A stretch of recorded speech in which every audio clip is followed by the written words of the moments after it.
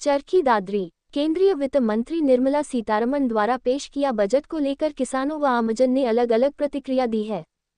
किसान नेताओं ने जहां बजट को निराशाजनक बताया, वहीं कहा कि बजट में एमएसपी का कोई प्रावधान नहीं है। भाकियू लोकशक्ति प्रदेशाध्यक्ष जगबीर घसोला ने बजट को किसानों के लिए गुड़गुड़ी बताया और कहा कि बजट में किसानों के लिए कुछ खास नहीं किया। एमएसपी गारंटी कानून का प्रावधान करने के अलावा किसानों को जमीन से जुड़ी समस्याओं को देखते हुए प्रावधान करना चाहिए था। वहीं किसान रणबीर घिकड़ा ने कहा कि बजट में किसानों को सम्मान निधि में बढ़ोतरी नहीं की और ना कि सेल को लेकर कोई प्रावधान किया गया। बजट में खाद, सब्सिडी व खेती के लिए विशेष योजनाओं की आशंका थी, जो नहीं मिला। वहीं नागरिक मीर सिंह ने कहा कि बजट में आमजन के लिए कुछ राहत जरूर है, मगर महंगाई पर अंकुश लगाने के लिए कुछ नहीं किया। मैं मीर सिंह फतेहगढ़ से बोल रहा हूं जी।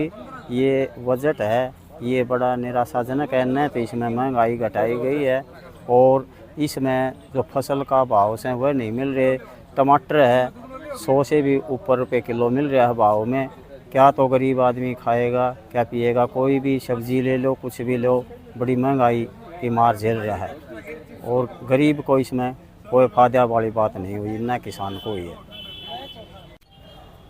मैं किसान रणबीर घिकड़ा। तो आज बजट पास हुआ है, कितने संतुष्ट हैं और क्या आपको मिला है?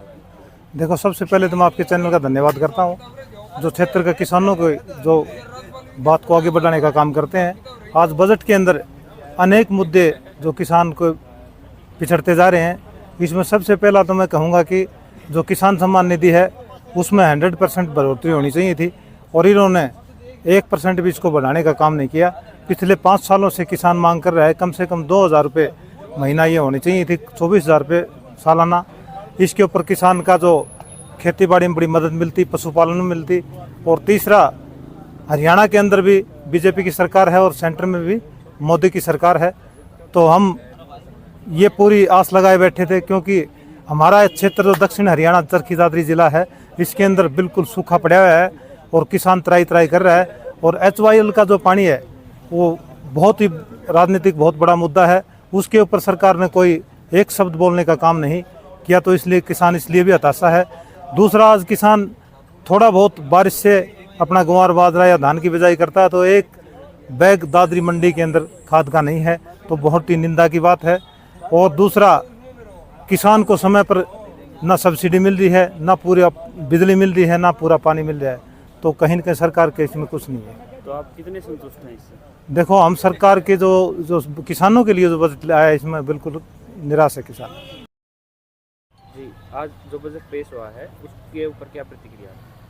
सरकार ने जो बजट पेश किया है उसके अंदर किसानों को कुछ भी नहीं दिया गया, क्योंकि सरकार पुरानी स्कीमों के नाम बदल करके नई स्कीम में रख करके सिर्फ किसान को गुड़गुड़ी बजाने के लिए 1 साल के लिए थमा देते हैं। उसके बाद फिर उन्हीं स्कीमों को उसका नाम बदल करके पेश करते हैं। आज जो सरकार ने बजट पेश किया है, इसके अंदर न तो कहीं एमएसपी दी गई, जो किसानों का लंबे समय से मांग है कि भाई एमएसपी के सिर्फ सभी फसलों के रेट निर्धारित करने हैं, लेकिन सरकार कह रही है कि भाई हम कंगाल हो जाएंगे, ये एक बहाना है। सरकार ने पूरी फसलें नहीं खरीदनी, साफ बता देना चाहते हैं। सरकार ने सभी फसलों के सिर्फ रेट निर्धारित करने हैं, जिस प्रकार से माचिस का रेट निर्धारित है।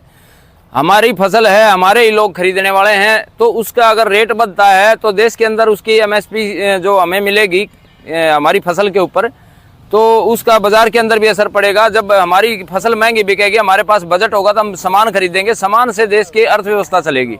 लेकिन सरकार एक बहाना बना रही है कि ये जो भाई इनको एमएसपी दे दी तो देश कंगाल हो जाएगा। देश का कुछ कंगाल नहीं होना।